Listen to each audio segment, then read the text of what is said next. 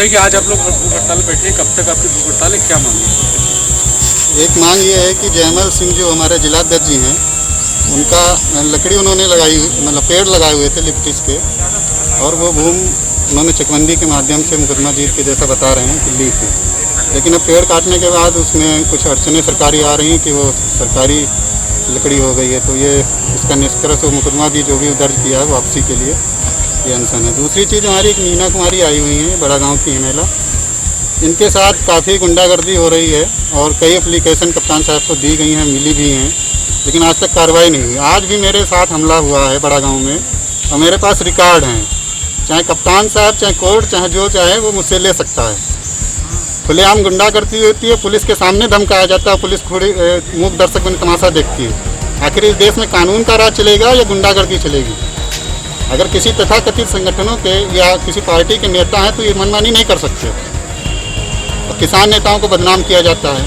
मजबूरी है, यहाँ शौक नहीं है किसी को बैठने की कि भूख हड़ताल पर बैठने घर से फालतू हैं लोग। क्या कारण है जो पुलिस जो है आवश्यक कार्रवाई नहीं कर रही? सीधी सी बात है, या तो उन्होंने पैसे ले रखे हैं, क्योंकि दूसरा आदमी धनवली है और डायरेक्ट आरएसएस का वो कार्यकर्ता है, ब्लॉक स्तर का पदाधिकारी है। आरएसएस के मैंने नेताओं से शिकायत भी की है, उन्होंने उसको डांटा भी है, लेकिन वो अपनी आदत से बाज नहीं आ रहा।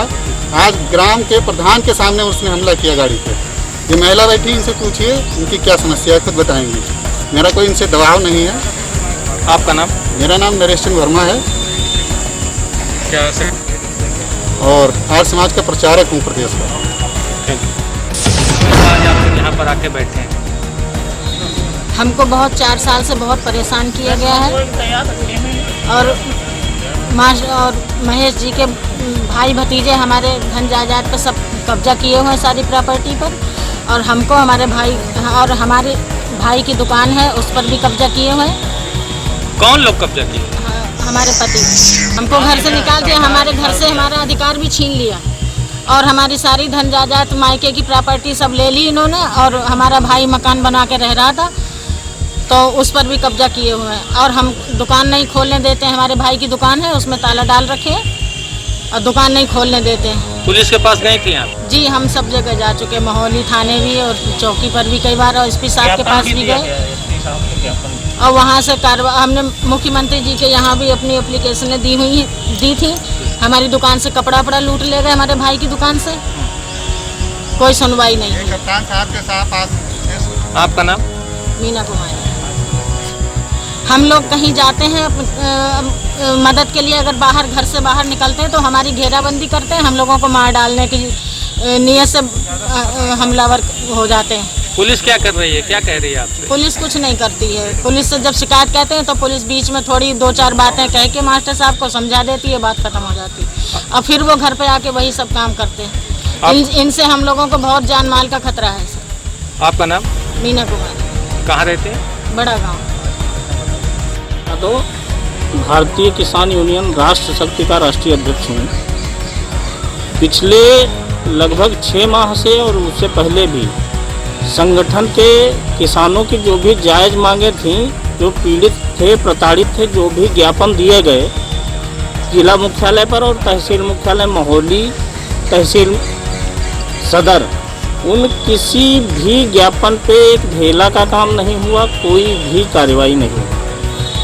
मामला मीना कुमारी का बड़ा गांव का हो, उनको घर से निकाल दिया गया, दुकान लूट ली गई, एसपी साहब को ज्ञापन दिया गया, लेकिन कोई कार्रवाई नहीं। हमारे जिलाध्यक्ष जयमल सिंह पर फर्जी मुकदमा बीडीओ परसेंडी द्वारा दर्ज कराया गया, उस पर भी कई पत्र भेजे गए, लेकिन कोई कार्रवाई नहीं। कनवा खेड़ा जो देहात कोतवाली में आता है, बहुत गरीब किसान है छतपाल, उसकी सरकारी नाली बंद कर दी गई, मकान गिरने पर है, घर में जवान लड़कियां शादियों के हैं, दूसरे घर नहाने जाती हैं। एसडीएम को ज्ञापन दिया गया और एसपी को ज्ञापन दिया गया, लेकिन पुलिस ने दोनों पक्षों पे कार्रवाई 107 करके पल्ला झाड़ लिया, जबकि एसडीएम को इस पर नाली खुलवानी चाहिए थी।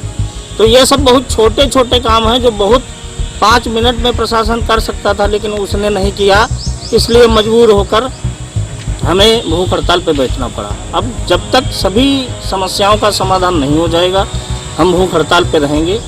चाहे प्राण चले जाएं। आपका नाम? उमा शंकर यादव, राष्ट्रीय अध्यक्ष भारतीय किसान यूनियन राष्ट्र समिति। ओके।